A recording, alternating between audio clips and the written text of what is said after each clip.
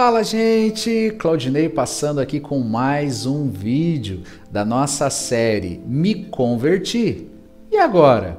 Bom, e o vídeo de hoje eu acredito que vai ter muita repercussão.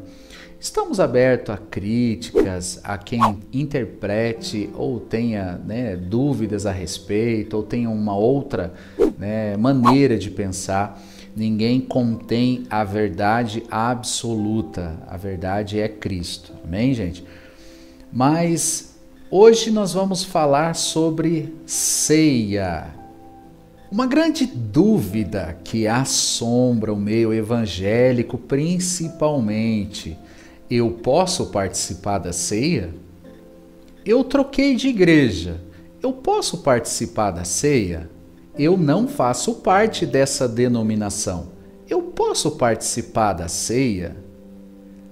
A Santa Ceia é só para quem não tem pecado? Bom, gente, para tentar desmistificar um pouco sobre isso, então nós vamos falar um pouquinho, em poucos minutos, sobre isso. Mas antes de iniciarmos, envie esse vídeo para quem você sabe que se converteu agora de pouco tempo, talvez está com alguma dúvida, talvez isso vai ajudar muito ela. Bom, gente, então vamos lá. Num dos próximos vídeos eu vou falar sobre as 7 autoridades. Existem autoridades, que fica mais fácil de você entender depois que você se converte na sua caminhada cristã. E isso serve também em diversas áreas da nossa vida. Um exemplo. Número 1, autoridade suprema de Deus. Ele é o alfa, ele é o ômega. Número 2, é a autoridade do trono dele. Número 3, a nossa consciência. Número 4, a autoridade delegada, aonde ficam os pastores, pais, chefes, pessoas que exercem uma autoridade sobre você. Por que, Claudinei, você está falando sobre isso? Porque baseado nisso, nós vamos ensinar, baseado na Bíblia, aquilo que nós acreditamos. Mas a autoridade delegada fica em 4 lugares. Mas se a sua consciência ela não permite, então continue, conforme a sua consciência. Lembrando que o que nós vamos falar não fere o trono de Deus e nem mesmo a sua palavra. Então vamos lá. Baseado no livro de 1 Coríntios, capítulo 11, versículo 27, aonde muitos pastores e líderes religiosos se baseiam, que a palavra do Senhor diz que não pode participar indignamente. Gente, aqui tem um problema. Interpretação de português. Gente, eu até anotei aqui para não ter perigo de falar erroneamente. Indignamente é advérbio de maneira, é algo coletivo, indignamente.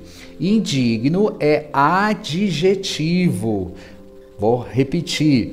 Indignamente, advérbio de maneira. Indigno é adjetivo.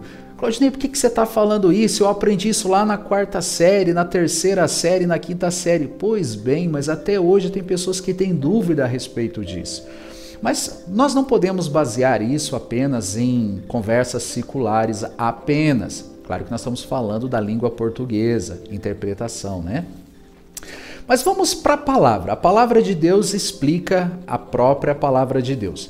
Vamos entender por que Paulo está falando sobre indignamente. É advérbio de maneira, gente. É advérbio de se portar diante de outras pessoas. É algo coletivo. É o lugar aonde você está e o que você está fazendo. Mas vamos voltar. Antes de nós lermos, 1 Coríntios, capítulo 11, 27, onde diz indignamente, que não podemos participar da ceia indignamente. Normalmente os pastores iniciam, no versículo 23, até com uma entoação de voz assim: porque eu recebi do Senhor o que também vos entreguei. Que o Senhor Jesus, na noite em que foi traído. Você vê que os pastores eles se comportam assim. Mas se nós formos entendermos esse texto, Paulo ele está exortando, e ninguém exorta com esse tom. Paulo, de certa maneira, ele estava de um tom de voz agressivo nessa passagem. Claudinei, você está louco? Não. Vamos voltar no versículo 17. Se você puder, abra sua Bíblia no livro de 1 Coríntios, capítulo 11, no versículo 17. Você vai ver que Paulo ele fala, quando vocês se ajuntam, vocês ficam piores. Vocês não se ajuntam para melhorar, vocês se ajuntam e ficam piores. No versículo 18, ele está falando, vocês fazem dissensões entre vocês, vocês fazem fofocas, o que vocês estão fazendo? No versículo 19, leia aí junto comigo. Paulo está exortando porque vocês estão fazendo grupinhos, vocês estão fazendo conchavos entre vocês, né? Além das fofocas, vocês estão fazendo panelinhas. Eu não sei se você já viu igrejas que contêm panelinhas isoladas por dentro. Bom, qualquer semelhança é mera coincidência. No versículo 20, Paulo ele fala assim, vocês se reúnem, mas não é para cear não. Vocês não estão participando da ceia do Senhor, vocês estão comendo aí, mas não é a ceia ou a santa ceia do Senhor. E nesse ponto, vamos parar um pouquinho? Deixa eu falar, não há diferença em falar ceia do Senhor ou santa ceia do Senhor. Eu sei que quando a gente fala santa ceia do Senhor, os religiosos gostam mais, né? Mas quando você fala que é ceia do Senhor, ela já é santa, porque o Senhor é santo. É como uma redundância, né? Subir a subida, desci a descida. Então, ela já é santa por si só. Mas no versículo 21, Paulo ele está falando que quando se reúne, vocês comem demais, né? Vocês comem antes do outro, um bebe antes do outro e vocês não se compartilham, ao ponto que um come demais e o outro fica sem. Um bebe demais a ponto de ficar bêbado. Gente, Paulo está exortando os irmãos lá de Corinto, porque eles estavam ficando bêbado com o suco, que na verdade não é suco, né? Com o vinho da ceia. Paulo está exortando a igreja a maneira que eles estavam se comportando. Dizendo, cara, vocês estão doidos? Vocês estão comendo tudo pão aí que daqui a pouco a gente fazer aqui em memória de Jesus Cristo. O que vocês estão fazendo? Vocês estão fazendo uma bagunça? Vocês estão fazendo um oba-oba aqui? Poxa, vocês estão bêbados, né? E você veja que no versículo 22, um versículo que antecede o 23, que eu acabei de falar que os pastores mudam o tom de voz, no versículo 22, Paulo ele exorta dizendo, vocês não têm comida em casa? Por que vocês não comeram antes? Né? Agora, o que a gente vai fazer aqui? E daí sim, no versículo 23, a mensagem é onde eu, ministro, a maioria dos pastores, né, padres, né, missionários, reverendos, enfim, quem leva o evangelho, ele fala isso. E daí no versículo 23, sim, porque o que eu recebi do Senhor eu também vos entreguei. Mas agora com esse contexto que você leu desde do versículo 17 até agora, você vê que o tom de voz de Paulo não é todo sacro, não é todo metódico. Ele está dizendo, porque o que eu recebi do Senhor eu também vos entreguei. Ele está falando assim, gente, do jeito que eu recebi eu entreguei. O que vocês estão fazendo com esse momento precioso de lembrarmos do sacrifício perfeito de Jesus naquela cruz? Aí sim, nós entendemos que Paulo está apresentando o pão e o vinho como o corpo e o sangue de Jesus Cristo. Então, Claudinei, mas você está querendo dizer o quê? Eu estou querendo dizer, queridos, que o remédio é para o doente. Nas minhas ministrações eu explico assim, é como se você fosse, né? Pega isso, tá?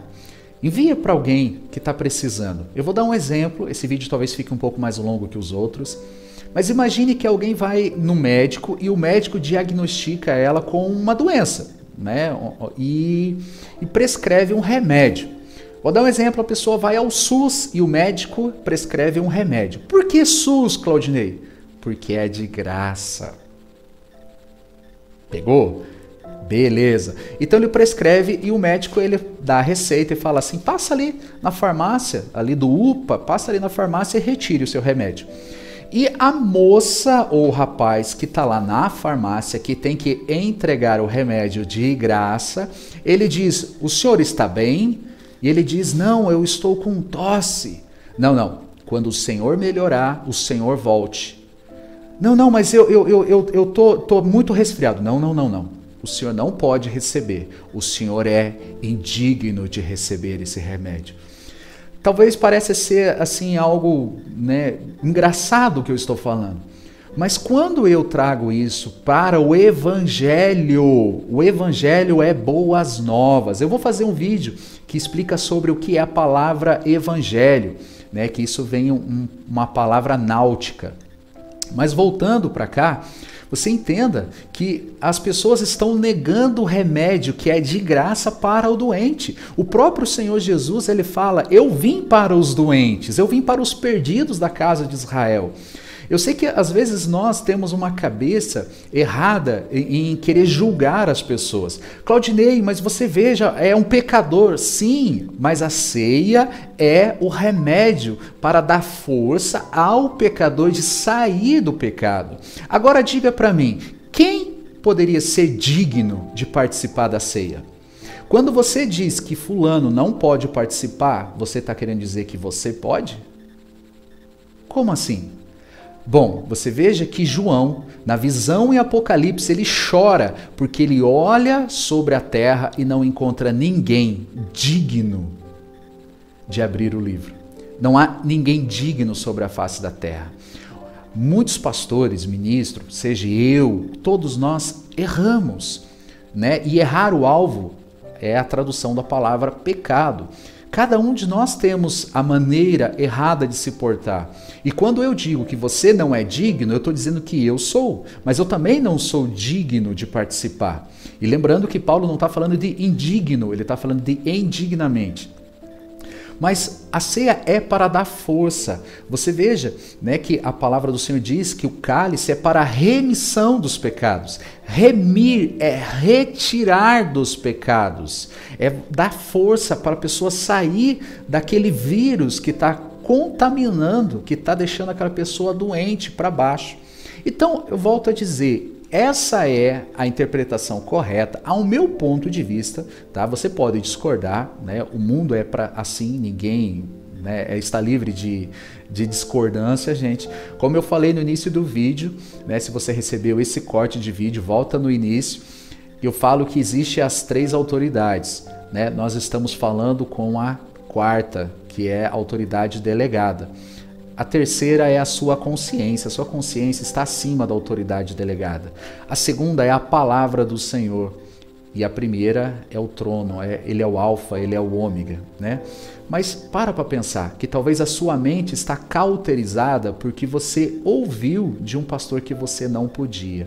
Tá bom, gente? Eu vou terminar por aqui para que o vídeo não fique mais longo, mas você pode mandar, colocar aqui nos comentários, ou você pode mandar uma pergunta específica, eu gravo outro vídeo respondendo a sua pergunta. Tá bom, gente? Um abraço, compartilhe esse vídeo, né? Se inscreva no canal para que a gente possa estar progredindo, né, nesse projeto do canal aqui no YouTube. Tá bom, gente? Um abraço e até breve!